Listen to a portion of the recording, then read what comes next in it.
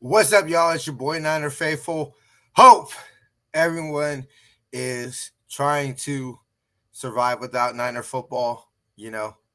Obviously 2 days ago was pretty sad considering, first Sunday without football for me since in a while.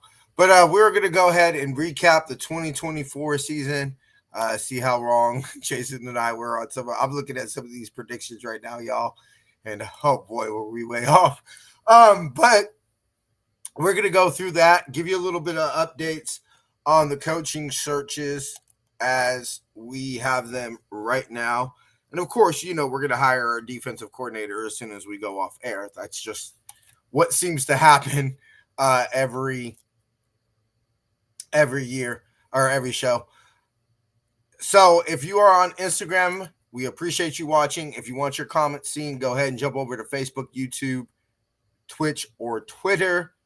Ladies and gentlemen, before we get the show cracking, we got to pay some bills. Today's episode is sponsored by Power Brand Systems.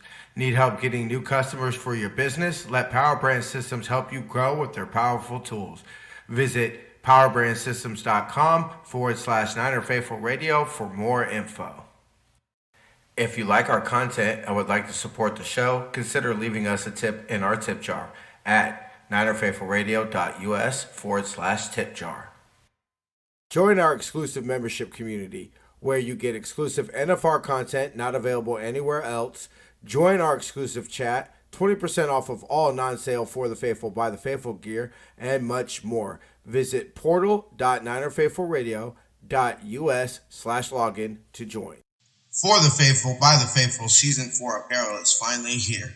To see this year's designs and also save 20% off of Season 1 through 3 designs, go to ninerfaithfulradio.com/shop. Follow us on social media at Niner Faithful Radio on Facebook, Instagram, Tumblr, and TikTok, and at Niner.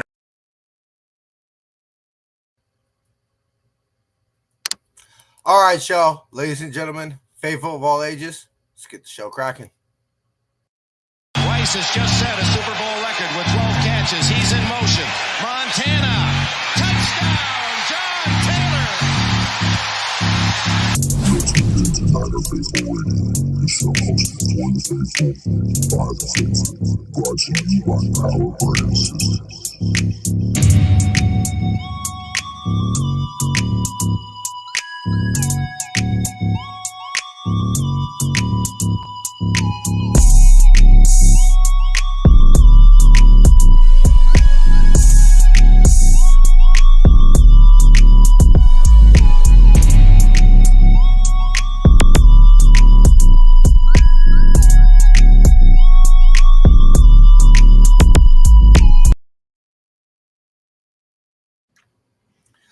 What's cracking, Captain? Alofa Faithful, how's everybody doing today? It felt so weird doing the show because I don't know if my brain's still in, off season. Like, now I'm starting to transfer to off season about it and everything like that. I was just kind of flipping through and watching different Niner videos today. And I was like, oh shit, wait, we got to do a show today. What's cracking, Miss Veronica? Good to see you. Thank you. As always. Hello, Miss V. So yeah, for those, just real quick, we're going to go ahead and give you a recap of the playoff games. I'm going to tell you this right now. I watched 0 seconds, not even like, I came in the living room and watched a couple minutes of the game. I got off of work early, made some chocolate chip macadamia cookies. I don't like macadamia nuts, but chocolate chip cookies do sound pretty fun. Send them my way if he doesn't want them. I know, right? The house smells of cookies. That's what's up. You know what really reeks is when you bake edibles. Like that makes your fucking house reek. As me and my best friend before he died learned kind of the hard way. And it's very hard to sneak what you're trying to do. Mom came out like, why does the house reek of pot? Gee, I wonder and why. we were like, I don't know. As her fucking shake sitting on the counter, and oh god, it was horrible. Anyway, so real quick, I know some of y'all are interested. The Texans beat the Chargers. Apparently, okay, Jason, give me your address next time. Well, Ms. Veronica said she'll shoot you some. All right. So the Texans beat the Chargers. I was a little surprised. Watched the whole Yams Vikings game. Yeah. I watched every game. For what I heard, that was pretty rough. I was surprised. I thought, the Harbaughism or Harbaughness seems real, and I thought they might make the NFC or the AFC at least divisional round. I didn't think the Chargers would be one and done this year. Justin Herbert shows you why he's Justin Herbert. I mean, he doesn't show up in big time games. I mean, I'll say this though.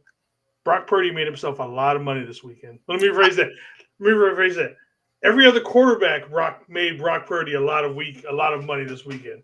That's Dave Lombardi does a little, reaction to each game, and one of the ones I saw, holy shit, that's not good.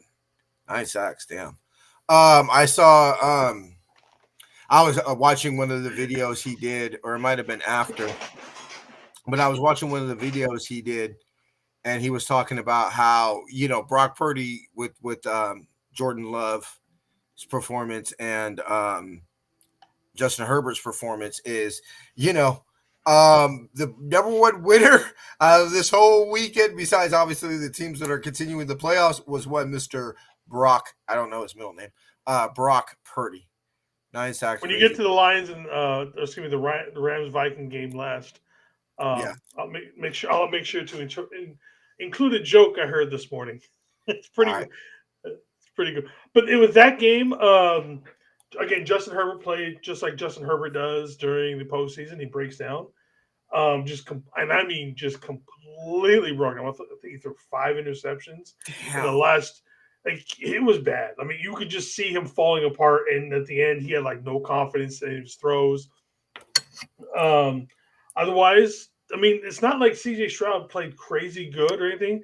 They just played solid football. And like I said, say what you want about Herbert.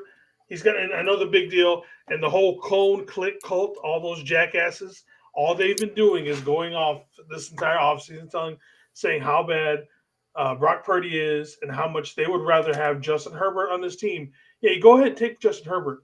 Justin Herbert folds in the playoffs. It's to me, I'm always kind of like the saying is quarterback is wins a quarterback stat. I could see an argument either way. My thing is this is you have 3 tiers of quarterbacks. You have the elite top dog, the fucking Lamar Jackson, who I would say is the bottom of that top tier, but you have the Josh Allen, the Patrick Mahomes, right? Like, I think if you ask anybody, at least in this particular season, probably the 2 best quarterbacks going, not necessarily statistically, but the 2 best quarterbacks is Patrick Mahomes is going to be the best quarterback in the league until somebody proves that he's not, right? We can, as faithful, we know this, probably better than almost anybody. How good Patrick Mahomes is. Basically, he's almost at the point where it's going to be, in 10 years, is Mahomes going to be better than Brady? That's where we're at in this thing. Yeah, I think we could start having a legit argument about that in a couple of years. Like you said, in 10 years, I think we might be able to have a sit down and have a serious argument about that. So you have obviously the top dog.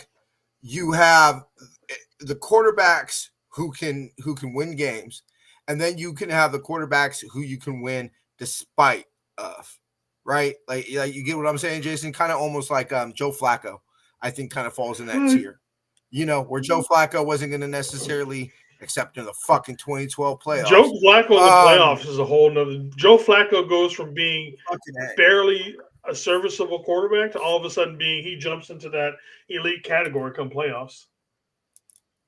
Yeah, and this is to my point is that, look, you're talking to 2 people right here who watched every second of Brock Purdy's career. We're both literally there the first time Brock Purdy stepped field on this football team for this franchise. You're talking to 2 gentlemen who were at that Dolphins game. In that end zone. In that end zone. Yeah, in the second half or the 2-minute drill and everything was coming right towards us. We saw that Kittle throw, which is where I started to pay attention to Brock. That unfolded right in front of us, like literally right in front of us. So look, did Brock look the greatest in the playoffs? No.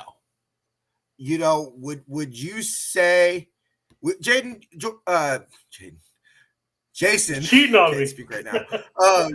No, she put. I thought anyway. I thought she put something about Jordan Mason. Anyway, that threw me off.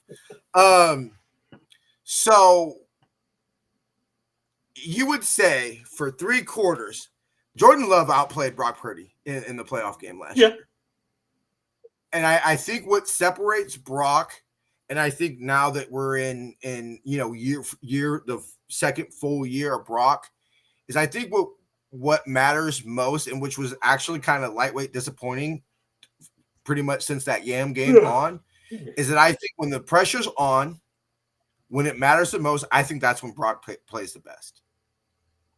I think that Brock, because to me that game is essence Brock Purdy, where he didn't look the prettiest. You know, I remember, bro, y'all don't want to see the chat between us that Whackers playoff game, bro.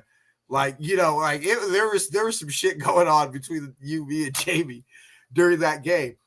But I'll take the 2 last drives. You obviously got Brock leads the team down the field, helps when you have, you know, the offensive MVP. And if MVP wasn't a quarterback award, probably would have been the MVP of the league in Christian McCaffrey. And then you got Jordan Love, literally the last drive, has somebody wide open, throws across his body, pick city, ball game. So I think is like, look, I've said this about Brock, and Jason and I think have been very fair on spot on about our analysis of Brock. Is Brock the type of quarterback that's going to take a team to the playoffs kicking and screaming? No, but you could do a shitload worse. You could do a shitload of worse, because Justin Herbert is the perfect example to me. Because like Jason said, now, mind you, I didn't watch the game. On paper, I think just on paper, I think you would find very few faithful that would actually say they would take Brock Purdy over Justin Herbert. When you talk about the measurables, when you talk about the strong arm, everything that a quarterback is supposed to be. But if you make the argument that quarterback isn't a win stat, I think it's the number one determiner in getting a win. Look, there's only 2 positions to touch the football every single offensive play. That's center and quarterback. Literally, there's only, so besides the center, there's only one position that will take has a ball in his hand every play. So right now, Jason, let me ask you this, and I'll go ahead and ask the chat. Right now, Chargers call you up, say Justin Herbert straight up for Brock. You taking that trade? And I said this. This is what I said. When you look at the 2 guys coming out of college, if you look at their body of work coming out of college, Justin Herbert, you take him by a mile over Brock, right? Sorry. Oh. Yeah, no. Sorry. I mean, I just got just real quick. So coming out of college, So coming out of college, based on their body of work and how they played, Justin Herbert wins that one by a country mile and a half, right? I don't think anybody debates that. However, you look at what they've done since they've been in the NFL. What has Justin Herbert done compared to Brock? After his rookie year? Absolutely nothing. Brock has been to 2 NFC Championship games, 1 Super Bowl, was up until about week 15 was an MVP in the discussion for MVP candidate. Granted, he probably wasn't going to happen after the Christmas Eve game, or is it Christmas? Either way, but I mean, he was still in that conversation up until close to the end of the season. You cannot say that about Justin Herbert in any of his seasons. He stinks in the playoffs. He hasn't come close to an AFC Championship game. And again, he completely breaks down. Now, yes, Brock did break down in some big points during this season. However, you see that Brock doesn't have those those kind of an issues as constantly as Herbert does. You know what I mean? Granted, Herbert's got a couple of years on him, but at the same time, all you're doing is you're comparing someone who's got a rocket arm versus someone who can process things better. I'm going to take the guy who processes things better every single time over someone who can just huck at a country mile. Perfect. Look, so the reason I brought up, I totally agree with you, Jason. The reason I brought up these comments is these are probably about the only quarterbacks I would trade Brock for is Lamar Jackson, Patrick Mahomes, or Josh Allen. Are probably about the only quarterbacks that would. I'd throw Burrows in there. That'd be about the extent for me. Burrows would have to show he can stay healthy. True. I mean, I'm talking about talent-wise. He'd be about the only other one. Oh, talent-wise, yeah. See, I always hate the idea that game manager. I hate that it's a bad. Yeah, term. I don't like it as a negative term. So what if he's a game? That's literally the job of a quarterback is to manage the game. Yeah. Like I've always hated that. I've been thinking about Brock some more, and I watched it from the reaction to Joe Montana Heights. Do you know what I noticed? He makes great throws. He's a clean pocket. Both Brock and Joe have quick nibble feet. I think, honestly, I was talking. Remember that that dude who coaches Pop Warner? I told you I really respect his football opinion. I was talking to him on Facebook a couple of days ago and everything like that. The one that knew Bill, and I said, "Does Bill love Brock? Like is Bill Walsh or is Brock Purdy a Bill Walsh quarterback?" Yes. And he told me, "Oh yeah, 100%." He said, I think Bill would have had, or basically said, and not so great terms, he would have had football or a total football boner for Brock. Bill would have drafted Brock in great the third processor, round. Guaranteed. Yep. Great processor, right? Great processor, sees it, rips it, and accurate and mobile. What were the three things Joe were? Accurate, a great processor, and mobile. I think a lot of people underestimate how mobile Joe actually really was. I believe it. Yeah. By the way, what's cracking? What's cracking, Sentinel? Thank you for coming on the show again. Brock made the plays in the NFC Championship that saved our season. I mean, go back and rewatch that. Go back and rewatch that NFC Championship game. Jared Goff folded. I'm sorry, Jared Goff. Now, we all point to Campbell and the going for it on that fourth down instead of kicking the field goal. I agree on that, but I think the more I'll justify Dan Campbell going for it because play how you play, right?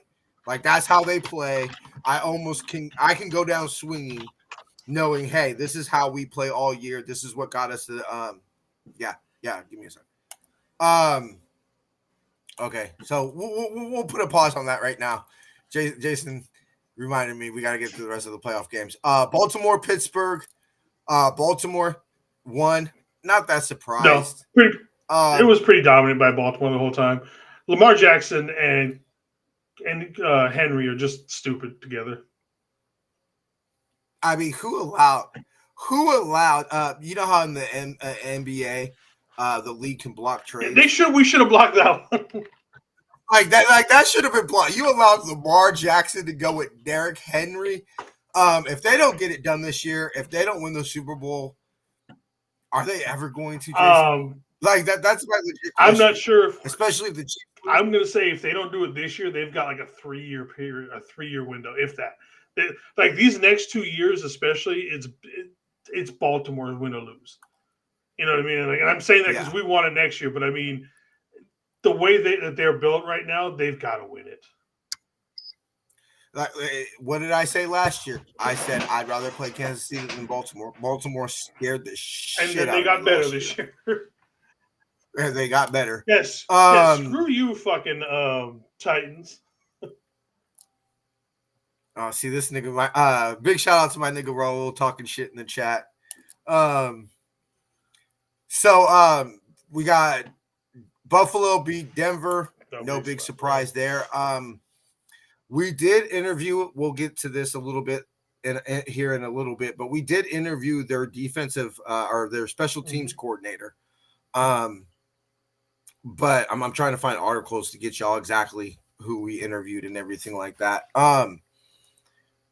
Jason, thoughts on that game? It was an absolute ass kicking after Denver's first. I mean, Denver had one good drive to start the game and then did absolutely nothing afterwards. Just and again, every game this week except for the last two games were ass kickings, and then the last two games were really.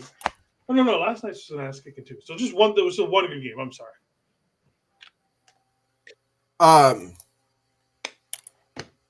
Okay.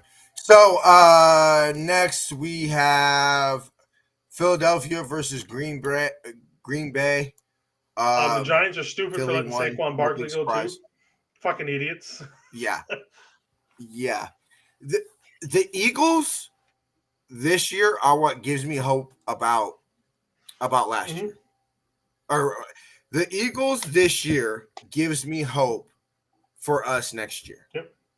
Because I could easily see we were the Eagles of last year this year. The fallback. Now we were a little bit more injured, but like if you look, everything's falling apart. I mean, we were wondering if Sirianni was going to be fired, even be there.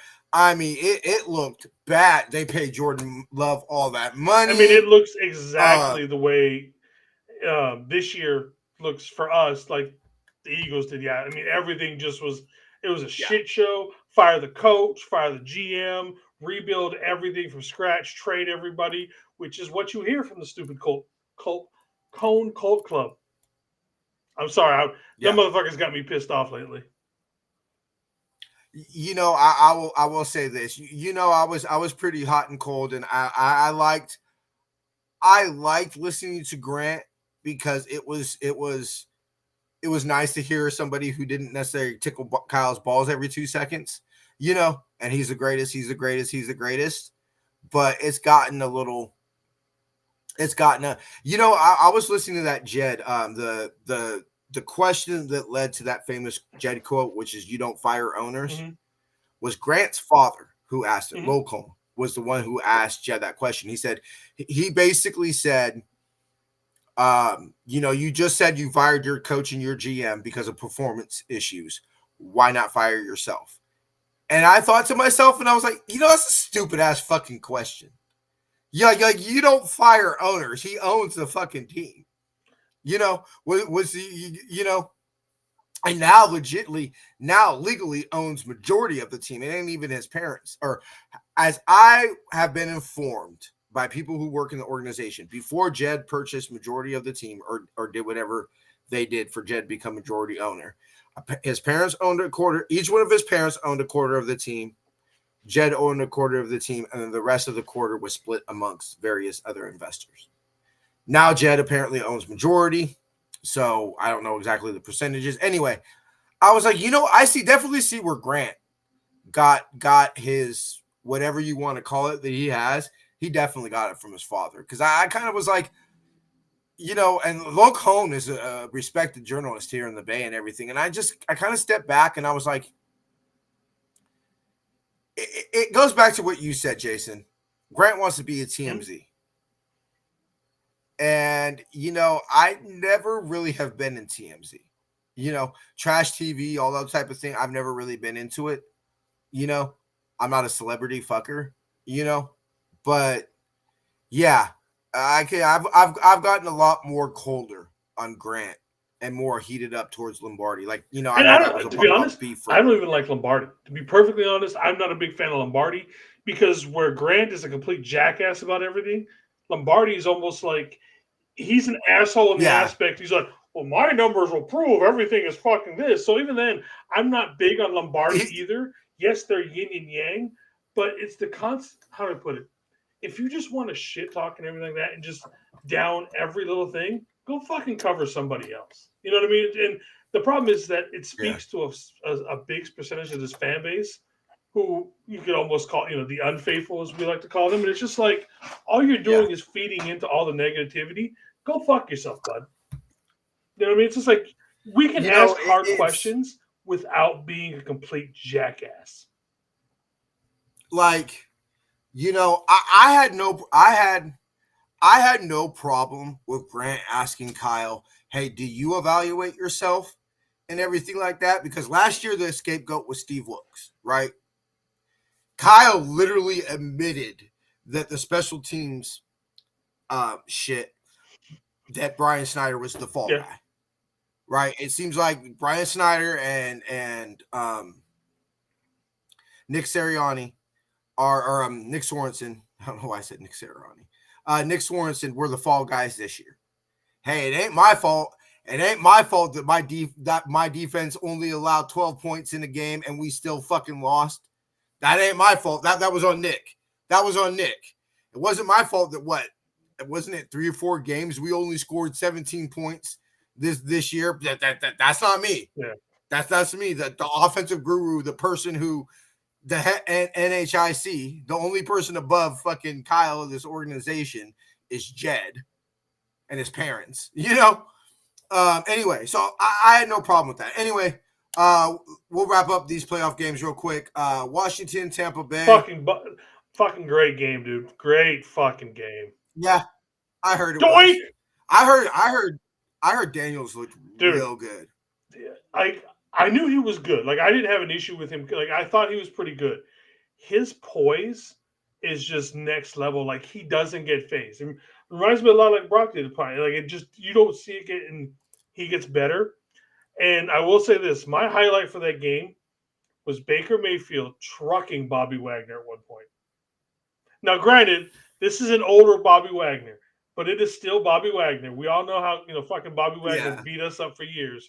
And Baker fucking trucked in one play. And I was like, ooh. I ain't gonna lie, that made my soul smile, Jason. You just hearing that right now. Like, it does help a little bit. But otherwise, best fucking game of the game. That was what playoff football should be every week. Love it. And then the one that pissed me off the most, because y'all know what's up. The Yams went ahead and beat the Vikings. I've told y'all all year. I told you the Vikings were frauds. We've seen this. Jason and I are old enough to remember Randy Moss and Dante Culpepper fucking Vikings. This happens every year. I used to tell my ex's mom, I used to tell her, I'd be purple too if I've been choking for 50 years. I used to say that a lot. I'd be. It's the same thing. It's the same exact thing every year. Every year. You know me. I'm the absolute biggest Darnold hater in the world. And obviously, I don't know the man personally. He's probably a nice guy. I just think he's a terrible quarterback. And all these people, Brian Baldinger, who say, if we were smart, we'd flip Darnold for Purdy right now. And I guess he doubled down on it today. I saw something real quick earlier today, but I couldn't find it again. I guess he doubled down on that quote again, saying we should, flip Purdy for Darnold. The glass slipper fell off. They look terrible. The Rams look like a team that could be deadly.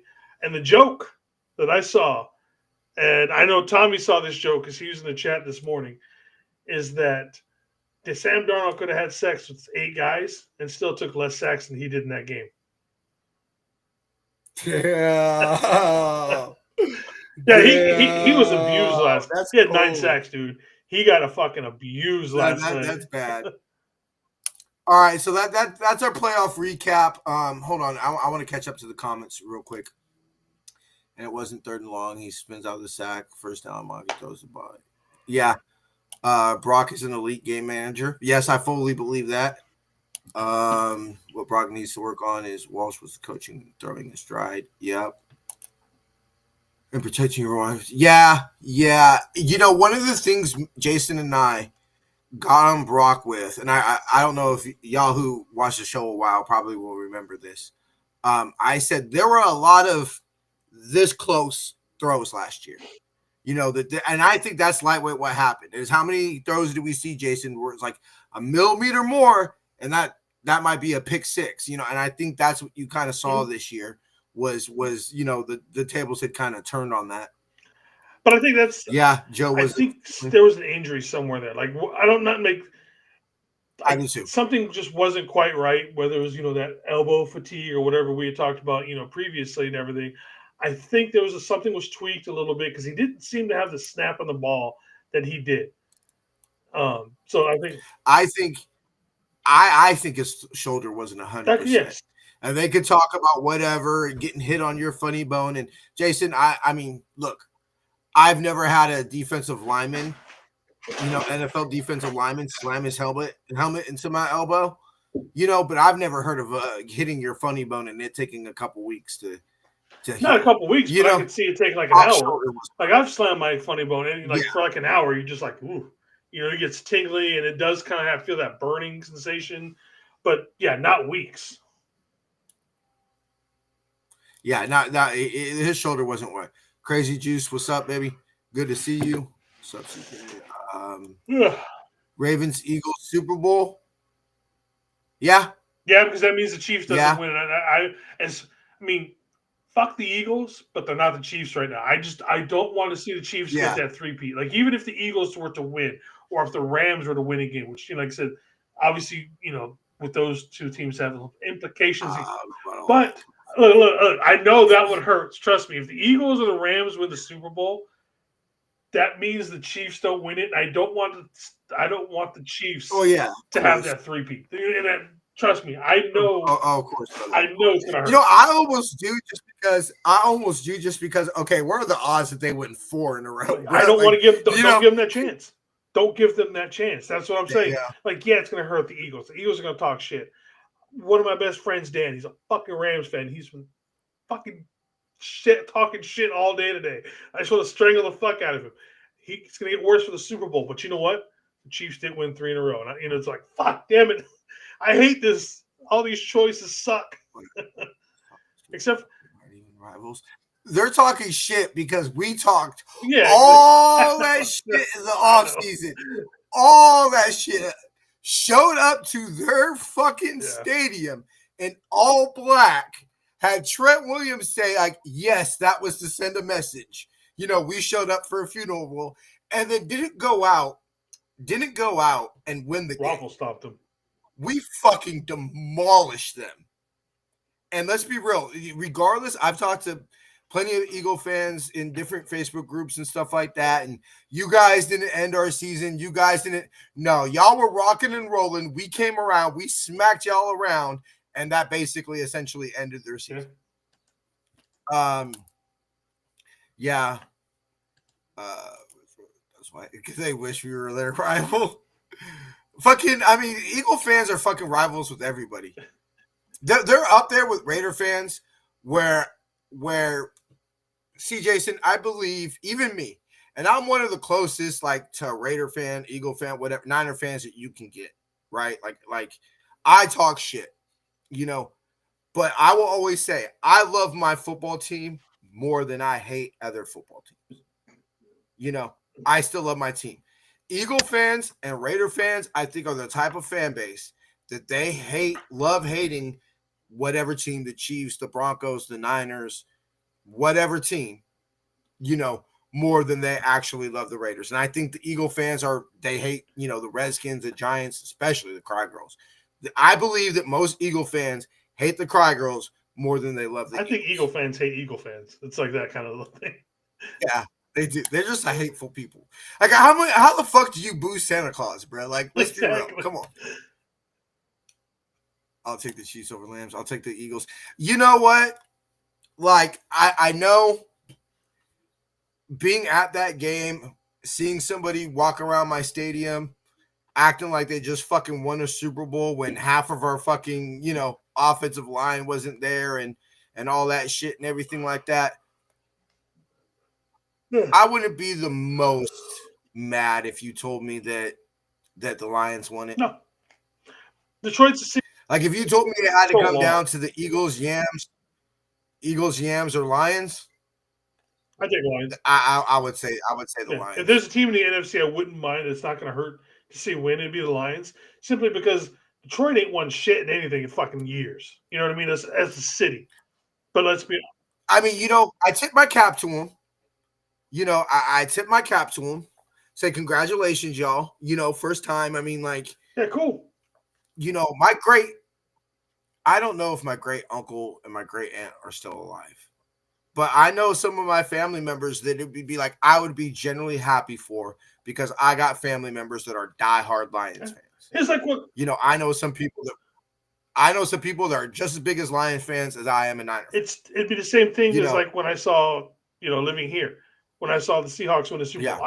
I have friends here that I consider family and all that kind of stuff that, their team just won the Super Bowl after not doing shit ever. I was happy for them. Not, obviously I wasn't happy to see us won the Super Bowl, but I was happy to see them being happy. And we got Terradome in the house. Terradome. What up, brother? Good show. What's cracking, Good show brother? this morning, my dude. So, I would say it like, okay, so for any of y'all who know me, probably, besides any NFL team, probably the team I hate minus, any NFL team is the fucking Dodgers. Like, I can't stand them. I hate everything fucking about them. Like, I remember me and my boy fucking white boy pissing and shitting and burning and all this Dodger blanket we found. I mean, I fucking loathe the Dodgers. And I remember when they won in 2012 or 2020, my boy Dennis, who's been a Dodger fan his whole fucking, his grandpa was a Brooklyn Dodger fan. Like, that's how far his family goes with the Dodgers. He's got the fucking LA tatted on his shin and everything. I looked at him and I said, my nigga, I'm happy for you. Fuck the Dodgers, and everything. But I'm happy for you, bruh. Like, as somebody who's watched you suffer, grow up in the Bay Area being a diehard Dodger fan, very tough thing to do. I said, I'm happy for you, bruh. Now go do it 2 more times in 4 years. Is what I told them. So if I looked at the Lions fans, I would tell all my family, hey, I tip my cap to y'all. Congratulations. Now go do it 4 more times. Then come talk to me. That's how you handle that, y'all. Okay, so we got through the playoffs real quick. Fred Warner, all-pro selection. I mean, duh. Yeah. His nickname is literally All-Pro Fred. Juice, second team. I think that's strictly Brock Bowers is a great player. He's not fucking George Kittle. No, I said Juice. That's reputation based, I think. And how many fucking fullbacks are in the league. Well, like but the 5. one that got me is how the fuck is George Kittle second team Pro Bowl, which you know how I feel about the Pro Bowl, Jason. Yeah. Hold on.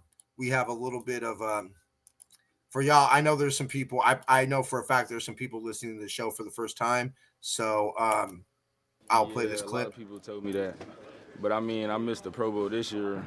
I think I'm gonna miss it next year because we're gonna be in the Super Bowl. That's Super my Bowl boy Demo here. So we need. Yep. That's my fucking theory. Okay, like give 2 shits about the Pro Bowl. Now, All Pro, I will respect. Like All Pro is a legit thing. How the fuck is George Kittle second team All Pro? How the yards? I think they're looking at the yards. Fucking Bowers. I know. Like I said, I don't give a shit. And don't get me wrong. I like Brock Bowers. I think he is going to be the next standard bearer tight end in this league going forward. That said, he ain't had the year fucking George did. It is, and one of the things that frustrates me the most is that Lombardi had pulled up these numbers, and it talked about like top tier production from like efficiency per route run or catch or whatever like that. And George Kittle was literally the only person on the list that wasn't a receiver. So we are paying George Kittle. George Kittle is producing like a top tier wide receiver, and we're paying him $15 million a year. Like, and we're probably going to restructure his contract in the offseason. Yeah. Well, towards the end of the show, we're going to get through our priorities. And look, anybody who's listened to the show the last couple of weeks, y'all know mine. But anyway, yeah. So I don't know. That's just so disrespectful to me. That also think about this for the NFC West. So for the NFC West, we were the worst division. The last place team, the 49ers, in the worst division in football, was the only team to have a first team All Pro. Obviously, Fred. So that goes to tell you what does that go to tell you, Jason? we're still, and when we get into our off-season preview show, probably next week after, we're kind of trying to fill out when we hire a D coordinator, because that's obviously going to be a show in itself. One of the things that makes me optimistic about 2025 is the fact is we still got some damn dudes, and everything like that. And Kittle was also the number one ranked, or the first team next gen stat. Future. Hall of Fame future. Kittle. He was the number one ranked tight end in next gen stats for their All Pro team. Wait, hold on, Tommy. Mickey Mouse ring. Hey, you know what? I wonder. I want to get something cracking. If the Yams win the Super Bowl, we've got to be the first team to take over somebody's fucking Super Bowl parade. Like, I want to see that, bro. Have them open up on Thursday night against us, kind of thing, and then fucking just fill the stadium. Yeah, and just be like watching them raise that banner and everything, and then all you see is just a sea and everybody's red. booing. That'd be some fucking shit. I'd fly down there for that shit. Oh, that would be so beautiful. No, I will say this. Okay, look, so with the whole thing with LA and the fires, hope everybody's doing good and all that kind of stuff on the side. Yeah. Obviously, they played the game in Arizona. Why is it I've seen more fans at the Arizona at their stadium as Rams fans than I ever fucking did at SoFi? Like, that place was rocking with Rams fans. I was like, why the fuck don't you guys come to your own stadium like this? No idea, Jason. No idea. I mean, and it's weird because, like, I mean, secretly, I guess, are there a bunch of LA transports? Oh, for sure. In Arizona? Yeah. But, like, you would kind of think that's not – look, that's not something that you're going to do every day type of thing. Like, I would not imagine there's no Yams season ticket holders that live in Arizona that attend every game. There might be a few rich but I mean, but that'd be about it.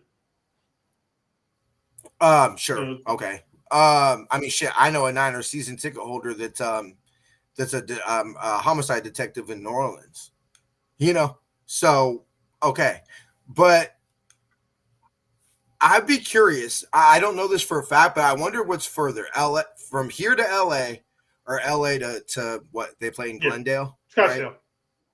So I wonder what's further. I bet you LA to Glendale or Glendale to LA is actually closer than the Bay to LA. So that you mentioned that's really weird. That tells me what? Probably a lot of bandwagoners.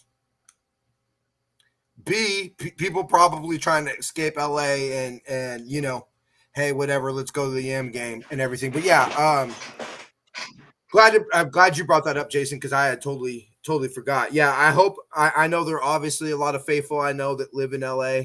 Actually, I gotta check on them and everything like that. My thoughts and prayers are with y'all. Please be safe. They're hot right now, man. Any given Sunday.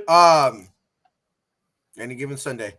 So anyway, getting into the meat of the episode, and then we'll get into the interviews next week if we haven't hired a D coordinator. We'll do it Friday.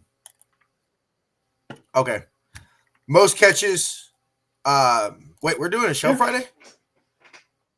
Okay. We did a show Friday, not last Friday. Okay.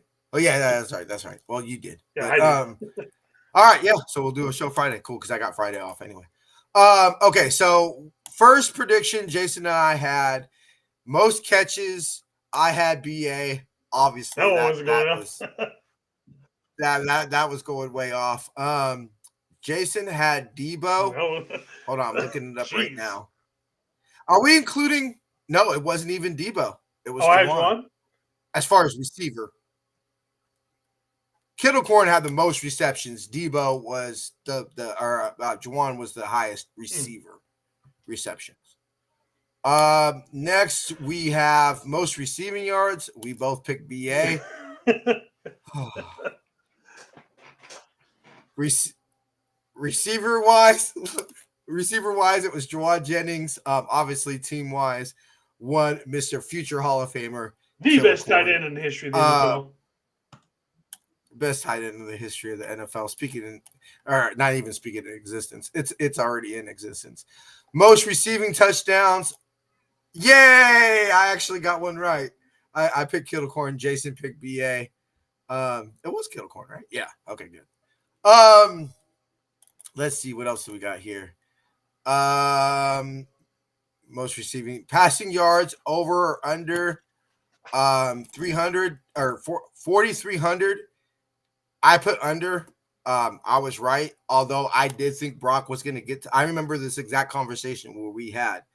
I remember when we did the show, I was like, look, if you told me 4,000, I would say over, but we put it at 4,500. So I thought slightly under.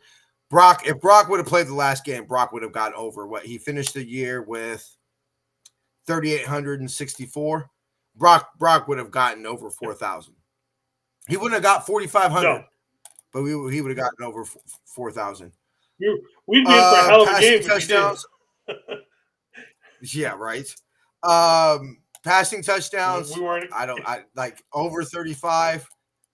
What did Brock finish with? I think it was 28. 28-13 or something like that. Let me see. 20. Damn, he only threw 20 touchdown passes this year. Wow. Like I said, I knew this was going to be an ugly part of the show. Like, oh fuck! Do we have to go over this shit? Yes. It humbles us, Jason. It humbles us. Hey, you know what though? I will say that as far as the whole Ram fans thing is going, by the way, the Rams chartered like 15 buses to go from LA to Arizona. Now I know that doesn't fill they up. Got 15 buses worth of fans. Now I realize that doesn't fill up that many people in the entire stadium, but that's still a lot of people that made that trip. Yeah. What it is, bro? What it is you'll see a lot of older Yam fans. Like one of my staff, we used to call him Ram Dre. Right?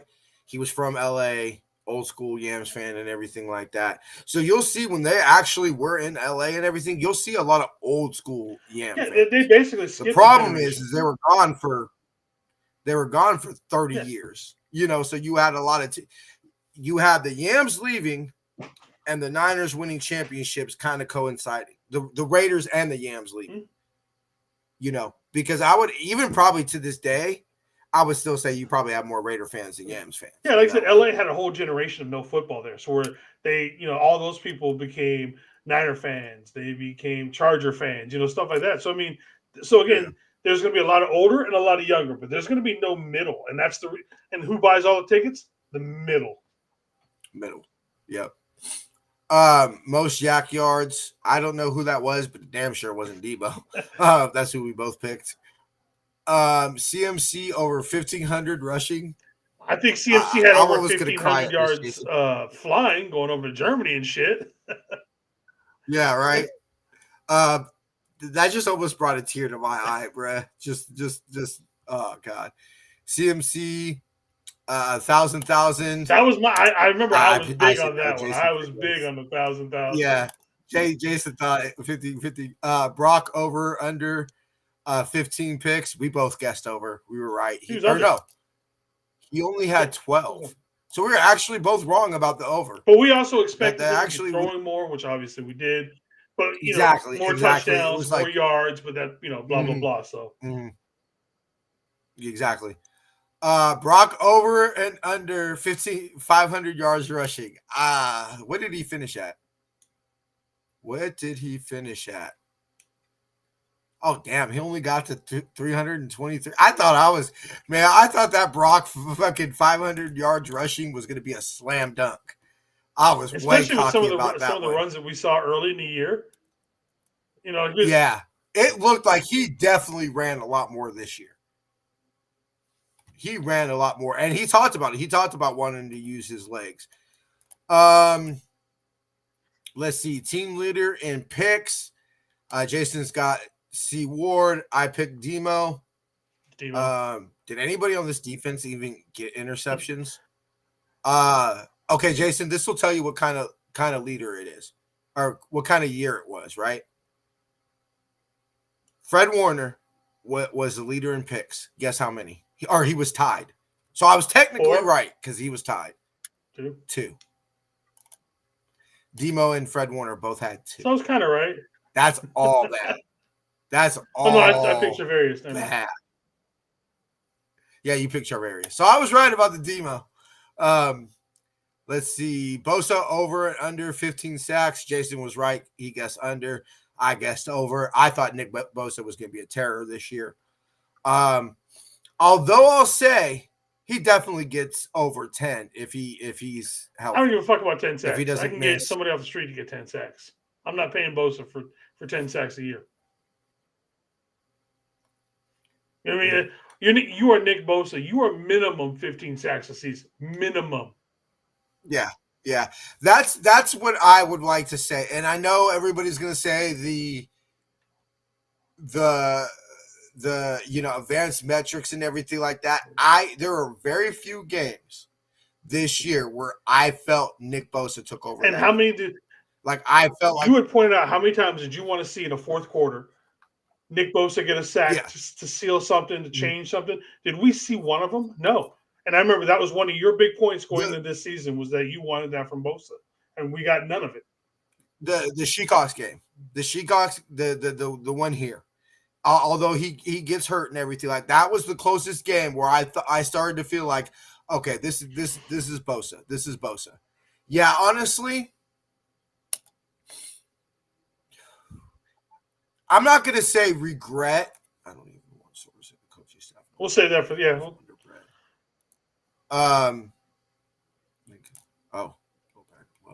blow pack blow. My house was not very well the other night. Yeah, I can imagine so, bro. I can imagine so. Team MVP. Obviously, I picked CMC. Jason picked Brock.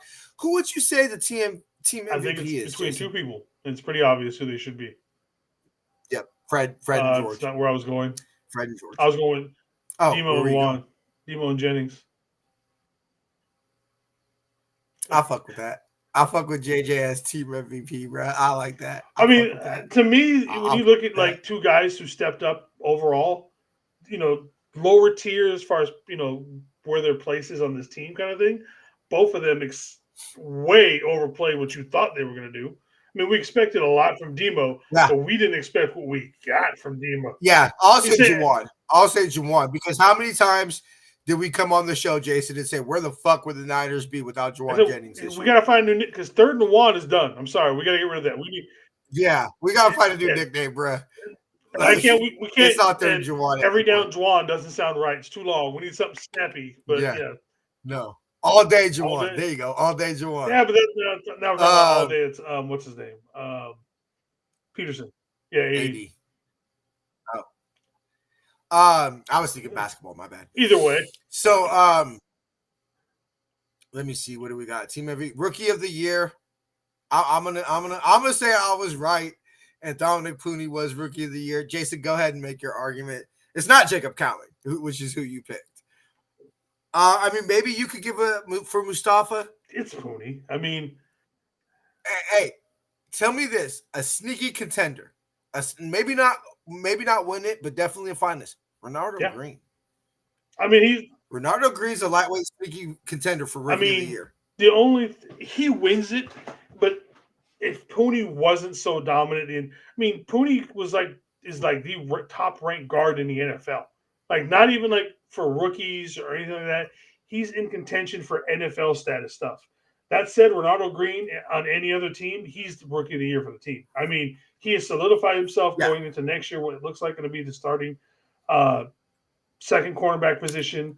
Low-key went against some of the best receivers and held his own for, 90% of them? Yeah. I would say, was it the Tampa game? Or what game was it? There was one bad game where I was like, that was a little bit rough. But no, Renardo Green, I would say, was definitely probably, and he made some noise in training camp, but he was one of my biggest surprises of the year. Good surprises, at least. We were way off. I was so fucking off on our record, bro. I had 13-4. Jason had 5-12. 12-5, you mean? Both guessed. Or 12. I was like, I didn't think we were going to be that bad. I said, almost, Jason, almost. you give the Cry Girls one more drive at the end of that game, or Tampa Bay one more drive. We might be talking about a 5-12 record. And then obviously the last three we were wrong. NFC West champs and NFC champs, Super Bowl. and Super Bowl champs. We were both wrong. So I don't know. I like doing that every year. It's kind of a little fun exercise to go through at the end of the year. And my biggest, the one that hurts the most is the one I felt was I was right about the most, which was Dominic Pooney being Rookie of the Year. Because I felt like if Dominic Pooney, not even the year he had, because I think none of us could expect him to have the year he had, but if what ended up happened, that we would be Super Bowl champs, and that's that Dominic Pooney took our biggest weakness on the team last year, which was the right side of the offensive line, and he turned it into a strength. It was actually the left side of the line that regressed this year. And we didn't even think he was going to be as good as he was if we just made it so it was like league average. Yeah, we just wanted it average. Just don't be the weakest link. That's all we were expecting. But the weakest link ended up being fucking Brendel, and that's the whole. But I mean, that's how bad it was. Is that Brendel? The regression of Brendel, like he was never great, but Jesus, did he get fucking terrible this year? If we go into next season with Brendel as our center, dude, that's malpractice. Oh, dude, we don't have a chance at a Super Bowl. I'm gonna tell you right now, that's a malpractice. That's malpractice to of go the highest fucking quality. Of the highest quality, and especially considering that, look, it's pretty clear.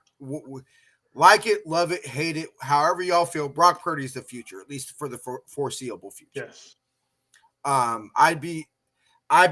We know how this contract's going to go. It's going to be about a 4 to 5, maybe 6 year contract, and they're going to have an out about year 3. Right? That's just how Niners do contracts. One of the worst things that you could do for who you've said, hey, you are our quarterback of the future. The worst thing that you could do is right in his face, right up the gut, have that much of a weakness, bro. That's not only a failure to the football team, that's a failure to Brock. If I was Brock, I'd be pissed. If I lined up in phase 1 of OTAs in April, and number 1, and I'm taking snaps from Jake Brendel, I'm going right into Lynch's office and I'm throwing a fucking. Because how many times did we come on here and talk about how many plays was Brendel on, like not getting blown back, just on his ass watching the play because he was sitting on the field. He had better seats than me, Brad. I'm a season ticket holder. People pay billions of dollars to fucking get some of them seats, and this motherfucker's got front row on the field seats gets paid to watch the shit. Gets paid to have the best seat in the house. On his fucking ass. It's just like, Jesus Christ, how, like, at that point, just fucking you should have just had Pony just toss it back every fucking play. Would have been more fucking something, more bro, effective. Something. So Jason, before we wrap things up and everything, on this one, off-season priorities. Go ahead and top 3, top 4? You want to do that today or save it for go ahead. Friday? We'll save it for Friday then. All right, we'll go ahead and wrap it up. Final thoughts, bro? Yeah, those predictions sucked, but I mean, we knew how bad it was. At least halfway through the season, I knew this show was going to be fucking terrible. You know what I mean? It's just like, well, that show's going to suck because we're going to look stupid as fuck. But even, I mean, look at the BA thing. Like, was BA even, like, had he not got hurt, he wasn't going to lead this team in receiving. You know what I mean? No. He wasn't going to be in contention of that. CMC wasn't going to lead this team. Well, he might have led the team in rushing, but he wasn't getting 1,000. You know, he wasn't. Yeah, because Kyle was going to give him every carry. I mean, he wasn't going to get like with me thinking he was going to get 1,000. He wasn't going to do that. Just after 8 weeks, pretty much everything on that list was fucking useless and not coming true. So I mean, it's just like fun, but that's why we do it because I mean, it hurts, but it's kind of fun at the same time. Yeah, no, it's I promise we know this football team a lot better than these predictions tell you. Well, I mean, fucking even look at even the analysts. Some analysts had us going to the Super Bowl, going to the NFC Championship game. I mean, everybody. Weren't we literally the betting Yeah, favorite? we were. We were literally the betting favorite to go to the Super Bowl this Up year. until about week 6. So, I think about week 6, they're like, oh, okay, yeah, no more. This isn't happening for you guys. Yeah. All right, brother. Well, we'll go ahead. We'll get shit cracking on Friday. Yeah, so we'll do priorities for end of season and just review everything coaching wise that we've done so far. Yeah. See. I'll try to get some more information on some of these hires. I want to ask you this, and this is one of the questions I want to answer on Friday, or get your opinion. I just want to put this out there so everybody can start thinking about it. Is I know everybody has, Robert Saleh go win. I don't know if the quote is true, but Robert Saleh apparently said, "Let's go win it's a fucking not ring." Fucking true. I mean, and everything. I don't think that's a real, because but if he had said that, that's something you say as you're hired. Like, okay, yeah, Robert, I think that's you want the job? Yes. Unless Let's Kyle go get a already fucking said ring. you got you don't. I think the only way I believe that is if Kyle said the job's yours, and he said, unless I'm taking a head coaching job, I'll come here. But this is my question that I want everybody to think about. Is that what's best for Niners? Is that what's best for the Niners? Because it's clear that Robert Saleh is still a respected coach. He's still getting interviews and everything like that. His Jaguar interview was today, and then later this week is his Raiders interview. Yeah. So he is a head coaching candidate. And I'm not saying it's very clear. I think Jason and I have both been very, very open about the fact it's either Robert Saleh or Jeff Ulbrich. I don't know. There's a third name that's popped up the last couple of days. I'm starting to like more and more. Oh, Dennis Allen. I got a lot. That's starting to sound real good. And that's my point. Is that, do you want a Robert Saleh?